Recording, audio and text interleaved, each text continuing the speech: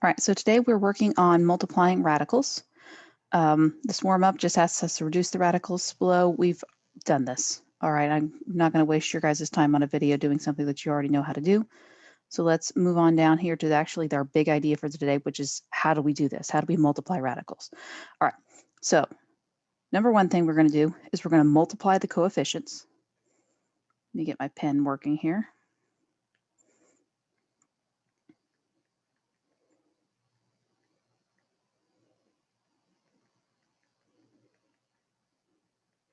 All right, and the coefficients, if you remember, those are the numbers outside, okay, the outside numbers. All right, so looking at our first example here, that would be our number 3 and our number 5. Those are the coefficients. The second one, you're going to multiply the radicands.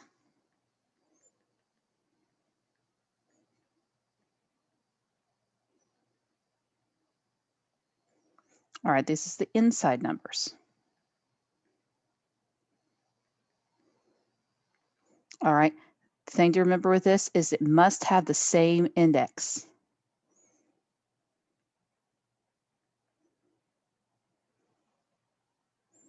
I'm going to write this big and bold. Same index. And now what do I mean by the index? Now, if you remember, the index is the little number on the outside of the radical sign, right? It tells you whether you're taking a square root, a cubed root, a fourth root, a fifth root, a 72nd root, okay? It's this little number out here. So this one here is an understood 2. This one here is a 3. They have to be the same for us to multiply them. Otherwise, we have to leave them alone. All right. Third step in this process is to simplify the radicands if possible.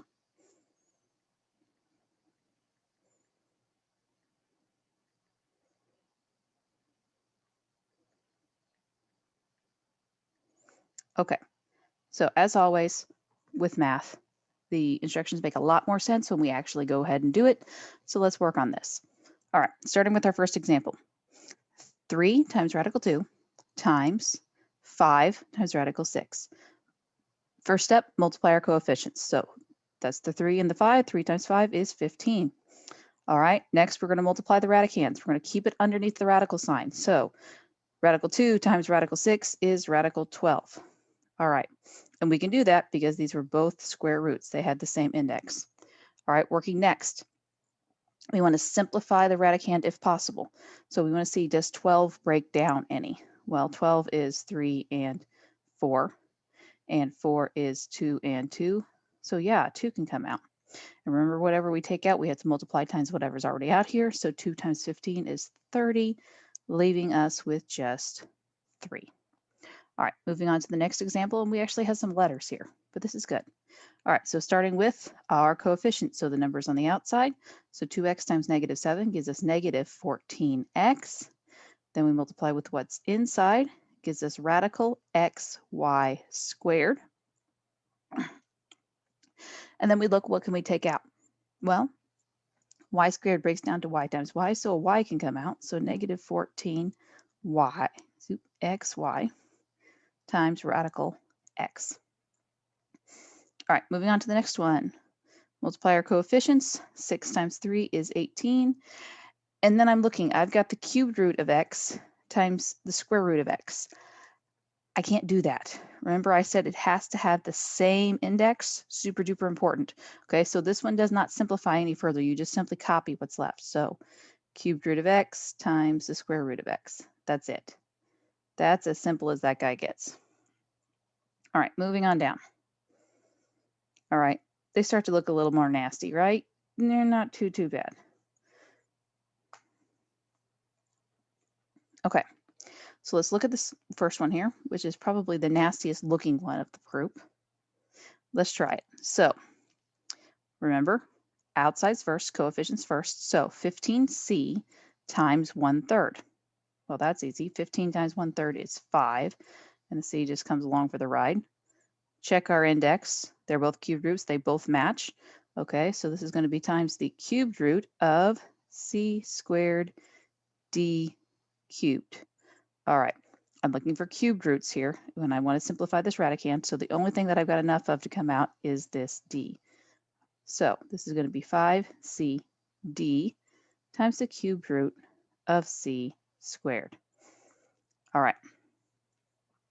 Next one. We following? Let's actually skip right over here to this one just because it's a little bit more complicated. And this is just distributing, right? We're just going to distribute that outside number right into there. So I have 3 radical 2 times 2 radical 5. So one piece at a time, guys. So start with the coefficients. 3 times 2 is 6. Our indexes are the same, so we can multiply these radicals. So radical 2 times radical 5 gives us radical 10. Worry about simplifying in a minute. Do the next piece, okay? Radical 3 radical 2 times negative radical 2 gives us negative 3 radical 4. Okay, then we can simplify. All right, looking at this, the square root of 10. Well, 10 breaks down to 2 and 5, which are both prime. I don't have any perfect squares to take out, so that's going to stay the same. So 6 radical 10. Then looking at this, the square root of 4.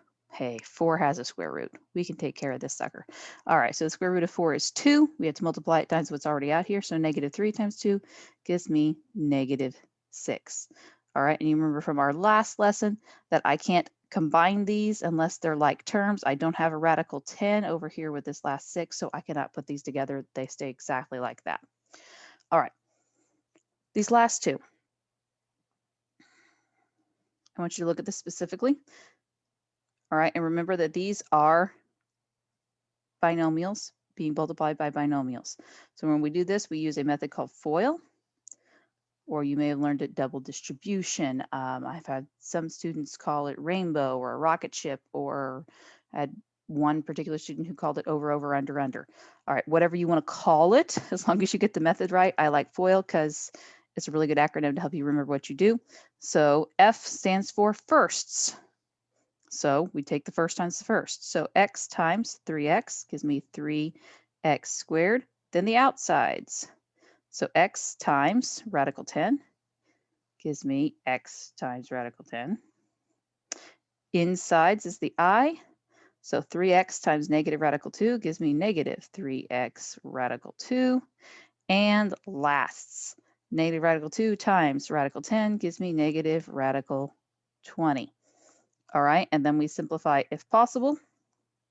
All right, so looking at this, square root of 10 doesn't break down, square root of 2 doesn't break down, hey, square root of 20 does, right? So because 20 is 5 times 4, and 4 is 2 and 2, so a 2 will come out there, and the 5 will stay in.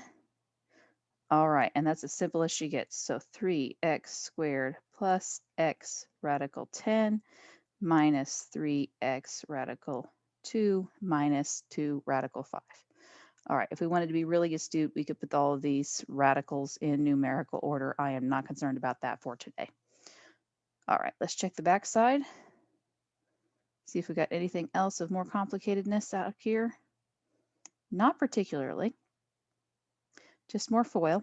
So let's go ahead and let's do this last one, just for the sake of thoroughness, because it looks to be about the most complicated one in the entire set. So let's go ahead and do it.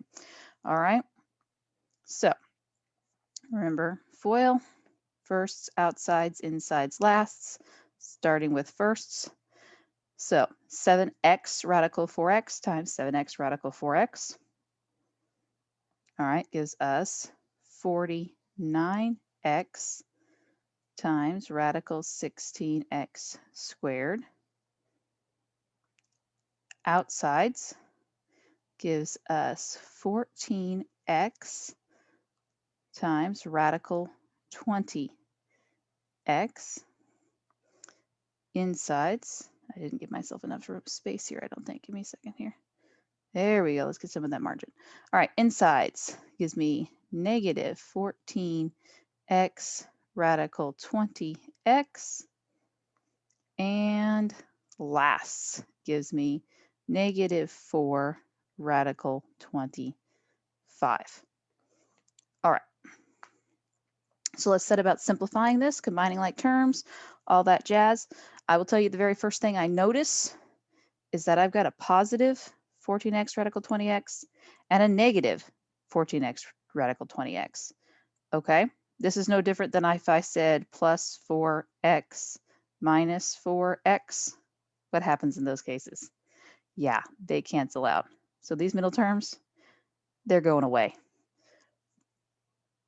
All right, so let's deal with the first one and the last one then. Well, 49x, that's guy's fine. Oh, hey, look, 16x squared. Both of those things have square roots. So I'm going to take a 4 out. So 49x, let's just write this down. 4 comes out for this 16. Square root of x squared is x. All right, so we know that's going to be multiplied into our 49x. And then looking over here, I have negative 4 radical 25. Well, 25, the square root of 25 is 5. So minus 4 times 5. Give me 1 second to get 49 times 4, because I should be able to do that in my head, but I'm not going to try this morning. 49 times 4 is 196. So 196x squared minus 4 times 5 is 20. All right, once again, remember we have to have like terms. I don't have an x squared over here, so I can't put these together. So that is our answer. All right, y'all. Good luck with your homework. And as always, email me if you have any questions. Have a great day.